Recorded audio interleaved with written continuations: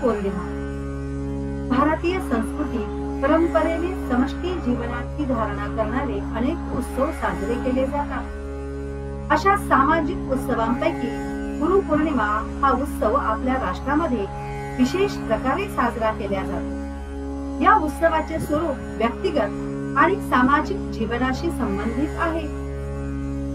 गुरुर्ब्रह्मा गुरुर्विष्णू गुरुदेवो महेश्वरा गुरु साक्षात परब्रह्मा तस्मै श्री गुरुवे नमः।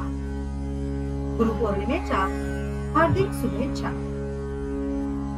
गुरुपौर्णिमेला आपल्याकडे गुरुपूजन केले जाते। गुरुपूजनाचे व्यक्तिगत महत्व देखील आहे। गुरुर्ब्रह्मा गुरुर्विष्णू गुरुदेवो महेश्वरा गुरु साक्षात परब्रह्मा तस्मै श्री गुरुवे नमः अशा शब्दात गुरुची थोरवी गायली आहे। गुरु बद्दलचा आदर या वैदिक श्लोकातून व्यक्त झाला आहे। गुरु शिवाय ज्ञानप्राप्ती नाहीच, त्यामुळे प्रत्येकाचा कोणी ना कोणी मार्गदर्शक असतो, गुरु असतो। गुरुच आयुष्यात मार्ग दाखवतो, अज्ञान दूर करतो, संकट प्रसंगी धैर्य देतो, यशाचे शिखर गाठताना उत्साह आणि विनम्रता गुरुच देतो। लौकिक व्यावहारिक जीवनात गुरुचं महत्व आहेच आहे, पण पारलौकिक किंवा साधनेच्या मार्गावर वाटचाल करायची असेल तर गुरु शिवाय गत्यंतरच नाही। आपल्या समाजात आजही बहुतेक जण कोणी ना कोणी गुरु करतातच। त्यांच्याकडून गुरुमंत्र घेतात, दीक्षा घेतात आणि म्हणूनच आपल्याला विद्यादान करणाऱ्या, साधनेच्या मार्गावरून हाताचे बोट धरून चालविणाऱ्या गुरुचे पूजन गुरुपौर्णिमेला करण्याची प्रथा आहे। गुरुपूजनाचे सामाजिक स्वरूप देखील आहे। गुरुपौर्णिमेला ऋषी तर्पण असेही नाव आहे। आमच्या ज्या पूर्वजांनी ऋषी मुनींनी हे राष्ट्र आणि या राष्ट्राची संस्कृती घडवली, त्या सर्व प्राचीन ऋषींचे कृतज्ञतापूर्वक स्मरण करण्याचा हा दिवस। प्राचीन गौरवशाली संस्कृती असलेल्या या पुण्यभूमीत आम्हाला जन्म मिळाला आणि पिढ्यानपिढ्या चालत आलेल्या सांस्कृतिक परंपरेचा आणि सामाजिक जीवनाचा ठेवा आपल्यापर्यंत आला, म्हणून आपण धन्य आहोत। ही राष्ट्रभावना पुढच्या पिढ्यांपर्यंत पोहोचविणे हे आमचे कर्तव्य आहे। ही जाणीव आम्हाला राहावी म्हणून ऋषींचे स्मरण करायचे। प्राचीन काळी ऋषी हे ज्ञानदानाचे कार्य करीत। हे ऋषी वेगवेगळ्या विषयात पारंगत, संशोधक, शास्त्रज्ञ होते। त्यांचे ज्ञान पुस्तकी नव्हते, तर स्वतःच्या अभ्यासातून, संशोधनातून मिळवलेले होते। त्यासाठी ते प्रदीर्घ काळ कठोर तपश्चर्या करत सामाजिक जीवनात आपल्या जीवनाचा आदर्श प्रस्थापित करणाऱ्या अशा गुरूंचा आदर्श समोर ठेवण्यासाठी त्यांचे स्मरण आपण करतो। राष्ट्र जीवनात राष्ट्राचे भवितव्य घडविणाऱ्या महान पराक्रमी वीरांना प्रेरणा देणारे त्यांचे गुरुच होते। आर्य चाणक्यामुळे परकीय आक्रमकांचा पराभव करून राष्ट्र स्वतंत्र करणारा चंद्रगुप्त सम्राट झाला।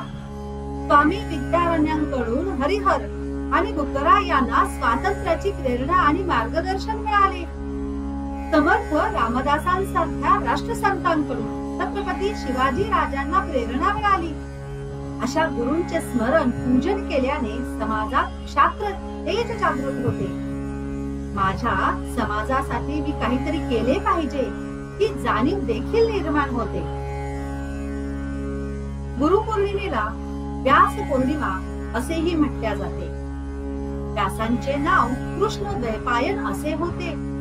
त्यांनी वेदांचे संकलन संपादन करून 4 वेदांमध्ये विभागणी केली, त्यामुळे त्यांना व्यास असे नाव पडले। व्यासांच्या या कार्यामुळे वेदांचे अध्ययन सुकर झाले। यासाठी व्यासांनी साऱ्या भारतभर भ्रमण केले। शहरे, ग्रामे, हिरीकुहरे, पाडे, वस्त्या जेथे जेथे मिळतील तेथून वेदसंहिता मिळविल्या व त्यांचे संपादन केले। त्यामुळे पुन्हा लोकांमध्ये वेदांना प्रतिष्ठा प्राप्त करून दिली। व्यास महर्षी महाभारताची रचना केली। 18 पुराणे, भागवत, उपनिषदे यांची रचना केली। महाभारतात विज्ञान, सामाजिक शास्त्रे, तत्वज्ञान, अध्यात्म अशा जीवनाशी निगडित सर्व ज्ञानशाखांचे सखोल विवेचन केले. व्यासोचिष्टम जगत सर्व असे व्यासांच्या संदर्भात म्हटले जाते. जगातील सर्व ज्ञान व्यासांच्या मुखातून बाहेर पडले आहे असं सुद्धा म्हटल्या जातं. धर्म, अर्थ, काम, मोक्ष या 4 पुरुषार्थांवर आधारित हिंदू जीवन पद्धती व राष्ट्र जीवन यांचे यथार्थ दर्शन व्यासांनी महाभारतातून घडविले आहे. म्हणून गुरुपौर्णिमेच्या दिवशी व्यासपूजन केले जाते. गुरु शिष्यांचे नाते हेही आपण महत्वाचे मानतो. गुरु शिष्य परंपरा हे आपल्या समाजाचे एकमेवाद्वितीय असे वैशिष्ट्य आहे. चारित्र्य संपन्न राष्ट्र निर्माण होण्यासाठी त्या राष्ट्रावर पिढ्यानपिढ्या श्रेष्ठ जीवनाचे संस्कार घडविण्याची आवश्यकता असते.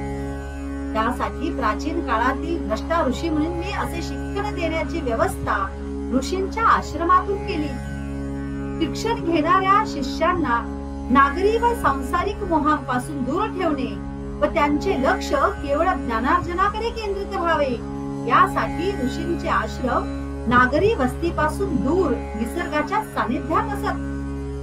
शिक्षण विनामूल्य दिले जाईल. तक्षशिला, नालंदा यासारखी विद्यापीठे व त्यांचे आचार्य सर्व क्षेत्रातील शिक्षणासाठी प्रसिद्ध होते. विद्यार्थ्यांना आश्रमात राहूनच शिक्षण घ्यावे लागे. यामुळे शिष्यांवर गुरुचे बारीक लक्ष असे आणि म्हणूनच शिष्यांचे सारे जीवन अनुशासनबद्ध होईल. या शिक्षण पद्धतीत गुरुचे स्थान अनन्य साधारण होते. गुरुला शिष्याचा आध्यात्मिक पिता मानले जाईल. शिक्षण पूर्ण झाल्यावर शिष्य कृतज्ञतापूर्वक गुरुचे पूजन करून गुरु दक्षिणा अर्पण करत असे. प्राचीन काळात गुरु शिष्यांचे नाते अति महत्वाचे होते. नंतर काळ बदलला. त्यात गुरुकुले व गुरु शिष्य परंपरा नष्ट झाल्या. ब्रिटिशांच्या काळात मेकोलोने भारतातील लोकांची अस्मिता नष्ट करून त्यांच्या मनात ब्रिटिशांबद्दल श्रेष्ठत्वाची भावना आणि भारतीयांबद्दल हीनतेची भावना निर्माण करणारी शिक्षण पद्धती सुरू केली. स्वातंत्र्य मिळाल्यावरही दुर्दैवाने मेकोलोचीच पद्धती आपण चालू ठेवली. त्यामुळे प्राचीन काळातील समर्थ चारित्र्य संपन्न माणूस घडविण्याचे शिक्षण मागे पडले. निस्वार्थपणे विद्यादान करणारे गुरुही राहिले नाहीत. सामाजिकतेचे संस्कार लयाला गेले. म्हणूनच चला सगळे आजच्या गुरुपौर्णिमेला संकल्प करूया. आपली प्राचीन गुरुकुल पद्धती पुन्हा एकदा पुनरुज्जीवित करूया. वंदे मातरम. भारत माता की जय.